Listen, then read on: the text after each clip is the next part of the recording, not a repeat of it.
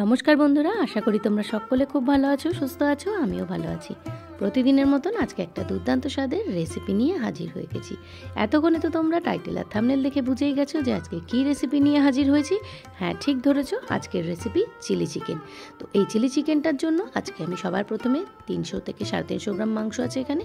আমি এখানে অর্ধেক পাতিলেবু আর 1 চামচ মতন ভিনিগার দিয়ে খুব ভালোভাবে এটাকে ম্যারিনেট করে রেখে দেবো।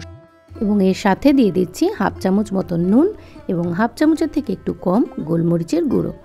এই সমস্ত কিছু দিয়ে খুব ভালোভাবে চিকেনটাকে ম্যারিনেট করে রেখে দিতে হবে। ম্যারিনেট করলে চিকেনটা কিন্তু সফট হয়ে যায় এবং খেতেও খুব সুস্বাদু হয়, এবং চিকেনের মধ্যে যে একটা আষ্টে গন্ধ থাকে সেটাও কিন্তু চলে যায় এই ভিনিগার আর পাতিলেবু দেওয়ার কারণে।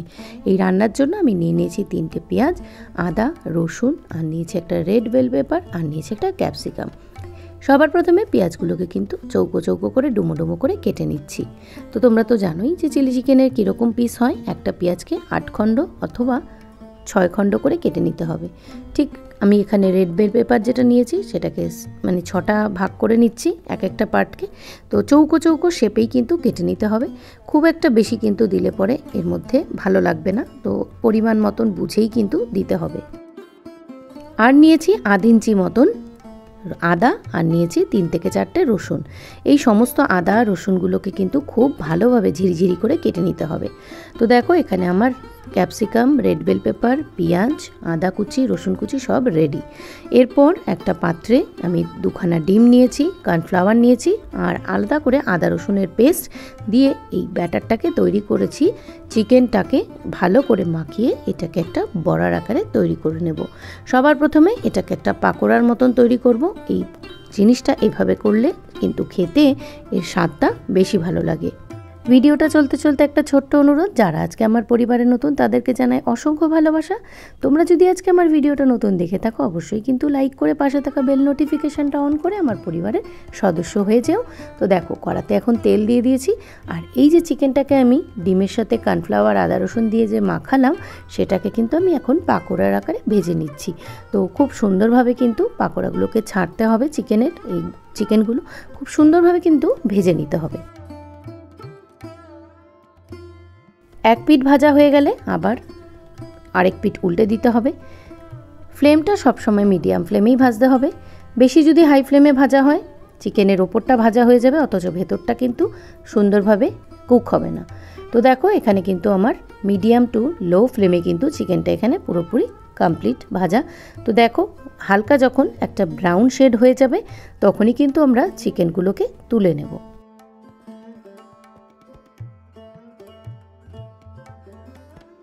তো এখানে দেখতেই পাচ্ছ যে আমাদের কিন্তু চিকেনটা পুরোপুরি ভাজা হয়ে গেছে। খুব একটা যদি বেশি কড়া ভাজা হয় তাহলে কিন্তু চিকেনের মধ্যে যে জুসি ব্যাপারটা থাকবে সেটা কিন্তু নষ্ট হয়ে যাবে, খেতে কিন্তু অতটা ভালো হবে না। তো এই রান্নাটা করতে করতে এরপরে আরও একটা কাজ আছে, চলো সেটা করে নিই। যেহেতু এটা চিলি চিকেন, তো চিলি চিকেনে তো সসের খেলা থাকবেই। তো একটি পাত্র নিয়ে নিয়েছি তাতে 3 টেবিল স্পুন মতন টমেটো সস, 2 টেবিল স্পুন মতন রেড চিলি সস। আমি এখানে রেড চিলি সস ইউজ করেছি, তো তোমরা চাইলে গ্রিন চিলি সসও ইউজ করতে পারো। এখানে আমি দিয়ে দিয়েছি সয়া সস। আমার কাছে যেহেতু ওয়েস্টার সস ছিল না তাই আমি সয়া সসই দিয়ে দিয়েছি। আর এখন দেব আমি সেজওয়ান সস 1 চামচ। এই সমস্ত সসগুলোকে খুব ভালো করে মিশিয়ে কিন্তু রেখে দিতে হবে। তারপর কড়া থেকে যখন যেই চিকেনের যে পিসগুলো ভাজা হয়ে যাবে তুলে নিয়ে তাতে আদা রসুন কুচি এখানে তেলের মধ্যে দিয়ে দিতে হবে। খুব ভালোভাবে কিন্তু আদা রসুনটা হাই ফ্লেমে ভেজে নিয়ে কয়েক সেকেন্ডের মধ্যেই কিন্তু এই পেঁয়াজগুলোকেও দিয়ে রাখতে হবে। খুব সুন্দরভাবে কিন্তু পেঁয়াজটাকেও এখানে ভাজা ভাজা করে নিতে হবে, খুব একটা বেশি যেন ভাজা না হয়। এরপর আমি এখন দিয়ে দিচ্ছি ক্যাপসিকাম এবং রেড বেল পেপার। এই রেড বেল পেপার আর ক্যাপসিকাম দিয়ে কিন্তু খুব একটা বেশি ফ্লেম বাড়ানো যাবে না। এতে কি হবে, এই যে সুন্দর ন্যাচারাল যে কালারটা সেটা কিন্তু নষ্ট হয়ে যায়। তো দেখো আমি কিন্তু এখানে ভাজাটা পুরোপুরি এখানে হয়ে গেছে। এরপর যে সসটা রেডি করেছিলাম সসটাকেও কিন্তু আমি এখন এর মধ্যে দিয়ে দিচ্ছি। আরও কয়েক সেকেন্ড খুব সুন্দরভাবে কিন্তু নাড়াচাড়া করে নিতে হবে এবং এর মধ্যে আরও কিছু জিনিস এখানে অ্যাড করতে হবে। দিয়ে দেবো আমি এখানে 1 চামচ মতো নুন। খুব একটা বেশি নুন দেবো না, কারণ সয়া সসের মধ্যে কিন্তু নুন থাকে। এখানে দিয়েছি প্রায় 1 থেকে 1.5 চামচ মতন চিনি। এই সমস্ত উপকরণগুলো দিয়ে খুব ভালোভাবে কিন্তু জিনিসটাকে মিশিয়ে নিতে হবে। তো কালারটা তো দেখে তোমরা বুঝতেই পারছো যে কত সুন্দর এসছে কালারটা। তো চিলি চিকেনে যদি খুব একটা বেশি সয়া সস দেওয়া হয়, চিকেনের কালারটা একদম ডার্ক হয়ে যায়, ভালো লাগে না।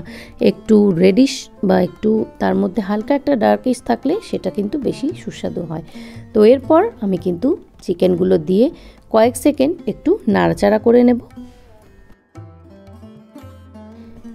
তো দেখো, তোমরা তো দেখে বুঝতেই পারছো মোটামুটি কিন্তু আমার এই চিলি চিকেনটা পুরোপুরি কমপ্লিট। কিন্তু এবার এখানে কিছু জিনিস অ্যাড করব। চিকেনটা সেদ্ধ হওয়ার জন্য সামান্য একটু জল লাগবে। তো সসের বাটিটাতেই সামান্য জল দিয়ে আমি কিন্তু সেই জলটাই এখানে ইউজ করেছি, এক্সট্রা কোনো আর জল কিন্তু এখানে ব্যবহার করিনি। আর এখন আমি নিয়ে নিচ্ছি একটা বাটিতে কুচনো কাঁচা লঙ্কা এবং তাতে দিয়ে দিচ্ছি 1 চামচ মতন ভিনিগার। এই ভিনিগার আর কাঁচা লঙ্কা ভিজিয়ে সেটা যদি চিলি চিকেনে নামানোর আগে দেওয়া হয়, এর স্বাদ কিন্তু অপূর্ব হয়। আর নিয়েছি 1 চামচ মতন কর্নফ্লাওয়ার, সেটাকেও কিন্তু জলে গুলে নিয়েছি। তো দেখো, আমার কিন্তু চিকেনটা এখানে পুরোপুরি কমপ্লিট। এরপর আমি যেই কর্নফ্লাওয়ারটা রয়েছে সেটাকেও কিন্তু আমি দিয়ে দিয়েছি এবং কুচনো যে লঙ্কাটা ছিল ভিনিগারে ভেজানো, সেটাও দিয়ে কিন্তু আমি পুরোপুরি চিকেনটাকে কিন্তু একদম নামিয়ে নিয়েছি। তো চলো গরম গরম সার্ভ করা যাক। কেমন হয়েছে অবশ্যই কমেন্টের মাধ্যমে জানিও। ততক্ষণ পর্যন্ত সকলে ভালো থেকো, সুস্থ থেকো। আবার আসবো পরবর্তীতে কোনো নতুন রেসিপি ভিডিও নিয়ে। তো চলো আজকের মতো টাটা, সকলে খুব ভালো থেকো।